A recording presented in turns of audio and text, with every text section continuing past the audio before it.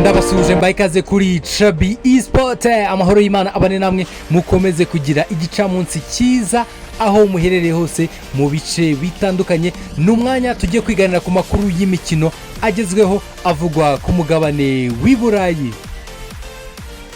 Reka amakuru yacu y'imikino tuyahere mu ikipe ya Manchester United, aho umugabo witwa Reniyoro, uyu mugabo biteganyijwe ko ari bube asesekara muri UK cyangwa se mu gihugu cy'Ubwongereza, agiye gukora medical test, igeragezwa ry'ubuzima cyangwa se isuzuma ry'ubuzima mu ikipe ya Manchester United, nyuma yuko Manchester United itanze miliyoni 50 zose z'amayero ndetse na miliyoni 12 za add-ons kuri uyu mugabo w'umufaransa imyaka 18 kuva mu ikipe ya Lille.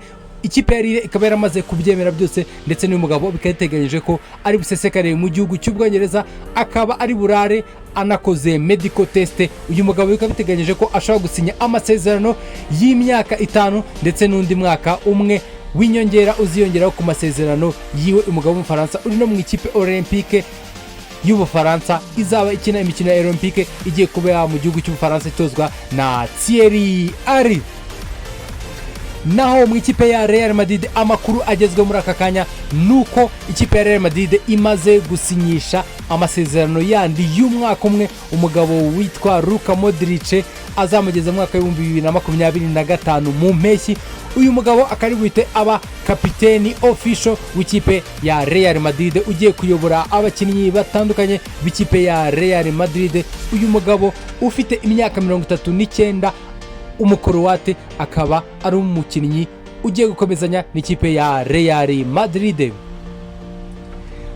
Amakuru agezwa mu ikipe ya FC Barcelona, ikipe ya FC Barcelona ikaba yamaze kumvikana ndetse igasinyisha umugabo Thiago Alcantara wanayikiniye. Umugabo uherutse kureka umupira w'amaguru ku myaka ye 34, akaba yaje muri staff y'umugabo Hans Flick umudage utoza ikipe ya FC Barcelona. Uyu mugabo akaba biteganyije ko ari bufate na rutuma ikirere yerekeza mu gihugu cya Amerika, aho ikipe ya FC Barcelona yatangiye gukorera pre-season yayo.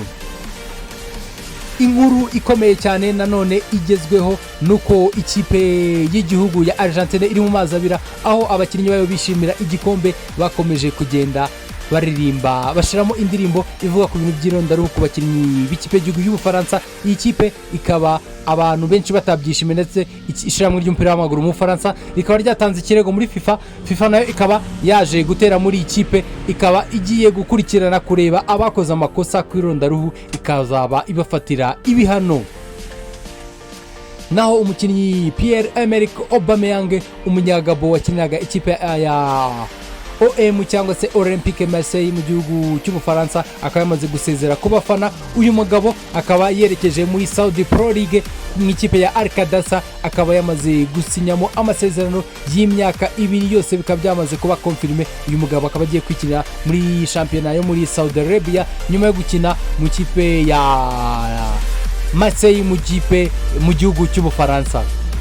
Naho umugabo witwa Alvaro Morata akaba amaze gusoza medical test mu gihugu cy'Ubufaransa. Uyu mugabo akaba yasinye amasezerano kuri miliyoni 13 kuva mu ikipe ya Atletico Madrid azamugeza mu mwaka wa 2028. Byumvikana ko uyu mugabo ari umwe mu bakinnyi bashya nyuma yo gutwara igikombe cya Euro, ari kapiteni w'ikipe y'igihugu ya Espagne, akaba umukinnyi mushya wa Mirase mu gihugu cy'Ubutaliyane. Naho mu ikipe ya Real Madrid nyuma yo gusinyisha umukinnyi Kylian Mbappe, uyu mugabo akanahabwa nimero 9.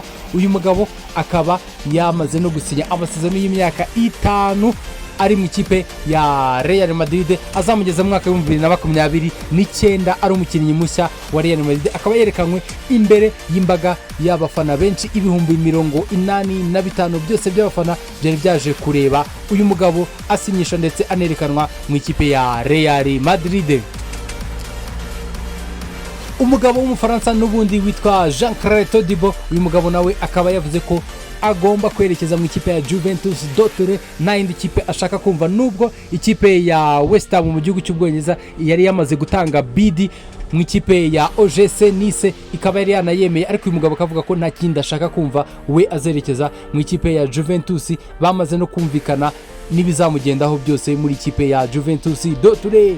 Naho mu ikipe ya Nottingham Forest ikaba nayo imaze kumvikana n'umukinnyi w'umunyaserbiya bakaba bamwita Nikola Milikovic kuva mu ikipe ya Fiorentina mu gihugu cy'Ubutaliyane. Uyu mugabo kuri miliyoni 12 biteganyije ko iyi deal iri buze kuba irangira. Uyu mugabo akaba umukinnyi mushya w'ikipe ya Nottingham Forest mu gihugu cy'Ubwongereza. Uyu myugariro akazaba ari umukinnyi mushya w'ikipe mu mwaka utaha w'imikino.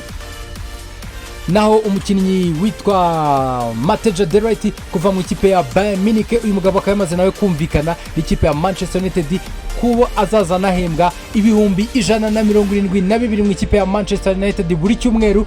Uyu mugabo akava mu ikipe ya Bayern Munich nubwo abafana batabishakaga, ariko igisigaye akaba kumvikana byanyuma n'ikipe ya Manchester United yumvikana n'ikipe ya Bayern Munich. Umugabo akavamo hagati ya miliyoni 40 na miliyoni 60 aza mu ikipe ya Manchester United, akazaba ahabwa imyaka 5 yose y'amasezerano.